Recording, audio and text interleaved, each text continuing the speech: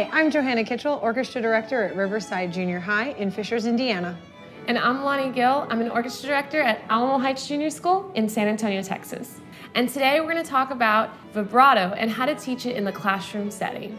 It can be a little scary at first, but it's really important that you expose your students to developing good vibrato as soon as you can. So here are some things Johanna and I do.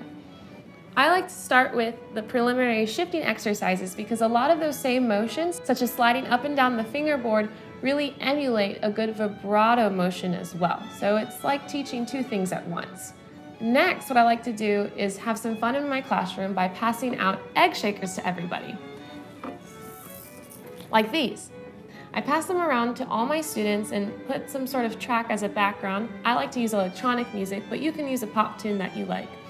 And have the students move their hands with the correct vibrato motion to the beat of the piece. So for my upper string instrumentalists, what I do is have them turn their pinky towards their nose to emulate what they do when they play their instrument, and they're going to rock back and forth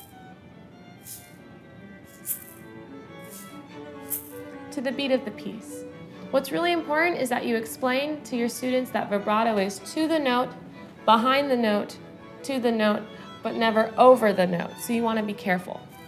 For your lower string students, they can join in the fun too.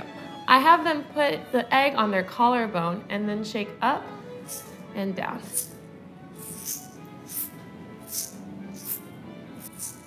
Just like that. Another exercise is purfling rocking. Have your students take their finger, maybe their second or third finger, and place it on the purfling of their instrument. Those are the black lines that go around the edge of most string instruments. The purfling has a nice divot, so it's a great spot for students to rest a finger. For cello bass, you're going to have them rock their hand on the purfling back and forth. For violin and viola, you're going to have them place their finger on the purfling on the shoulder, and they're going to go in and out. This is going to mimic some more of the arm vibrato motion. Additionally, for cello and for bass, they need to have a wider range of motion for their vibrato. So I have my cellos and basses do an arm swing. Their thumb joint is loose and is placed behind the neck of the instrument where it would go usually. Their fingers stay off the fingerboard, and from their forearm and their elbow, they have a big, wide swinging motion. Once your students have mastered these skills, you can move on to doing exercises on the fingerboard. Here's the first thing I like to do. I have all my students put their instrument up, and we're going to shift and stop around the shoulder. It's kind of between third and fourth position for upper string players. We're going to put our third finger on the string. It's the second string for everybody. So it'd be my A string, but her D string. We're not going to push down because you don't want your students to develop a really tight, narrow vibrato. That comes from a lot of tension. So we're going to gently touch the string, and we're going to rock back and forth just like we did with our shaker eggs. Back and front, back and front. You can use silly words. I like to use food words to mimic that. So let's try a few pizzas. Here we go. Pizza, pizza, pizza, pizza. The next rhythm I like to use are triplets, and I use the word hamburger.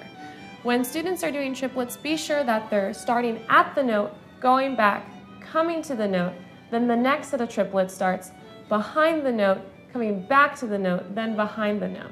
It alternates, so you do need to be very careful with this rhythm. Let's try it out. Here we go. Hamburger, hamburger, hamburger, hamburger.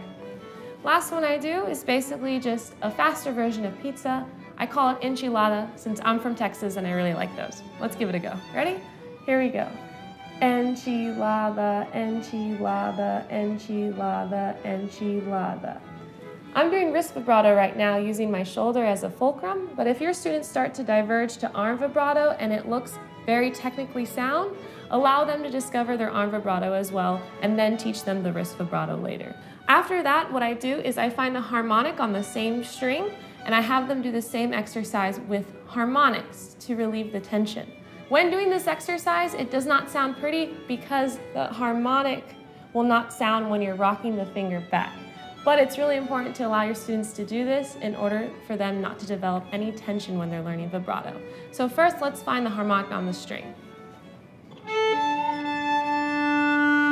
It's important to find the harmonic on the string with the curved finger, as if we were pressing down, rather than a straight finger when you're usually playing a harmonic. Let's try pizza. Ready? Here we go.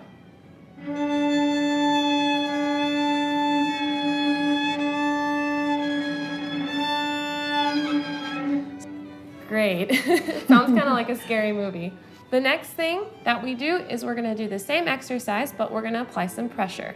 You can slowly add little by little until your students feel very comfortable and are not squeezing the instrument, just pushing down enough to where the string is pushed down to sound. Let's try it.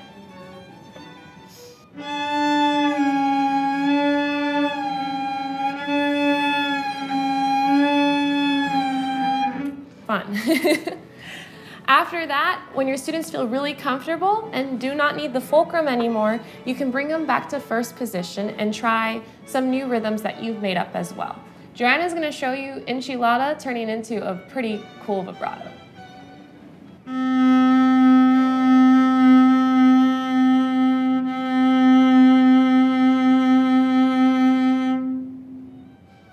Everyone develops vibrato at their own pace, so it's really important that you are patient with your students and very consistent with practicing these techniques in the classroom.